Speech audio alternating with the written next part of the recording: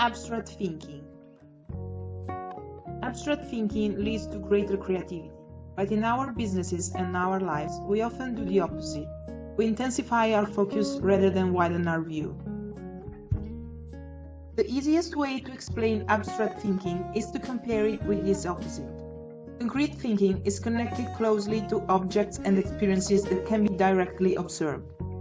Concrete thinking is specific, abstract thinking is relative.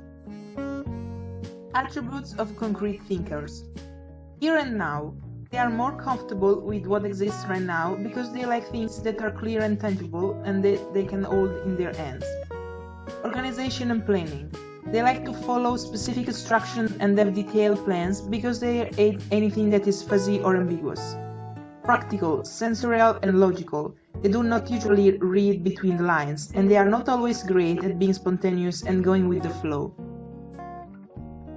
What is abstract thinking?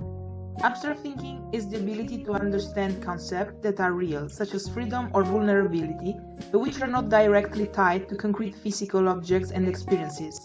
Abstract thinking is the ability to absorb information from our senses and make connections to the wider world. It is thinking about the thought itself, like for example, thinking about the concept of beauty without having in mind a specific person or object, or the concept of color, asking yourself how color can reflect differently in different settings. An example of a task that involves concrete thinking is breaking down a project into specific chronological steps. A related abstract thinking task is understanding the reason why the project is important. More attributes of abstract thinkers. Wide perspective. They think about how everything relates to the bigger picture. They want to understand how everything relates to everything else. Deeper questions. They are always looking for the deeper meaning or the underlying patterns in things, constantly asking themselves why. Open-minded and curious. They love to work with complex and symbolic ideas, getting easily bored by routine. Here is an example of two different thinking processes. Concrete thought, the Statue of the Liberty. Abstract thought, freedom, justice, and liberty. Example of the two different thinking processes. Concrete thinking. You said I'd get ill if I miss my asthma inhalers, but I forgot them twice and they stayed fine, so I don't need them anymore. Abstract thinking.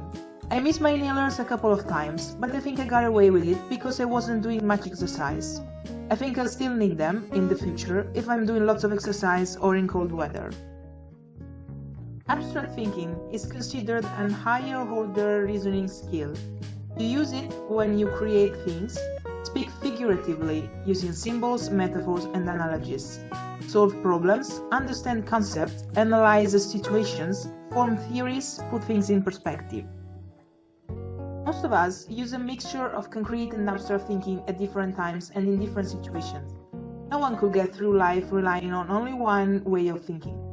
Most of us need to use a blend of concrete and abstract thinking to function well in a day-to-day life. However, for most people, one type of thinking dominates.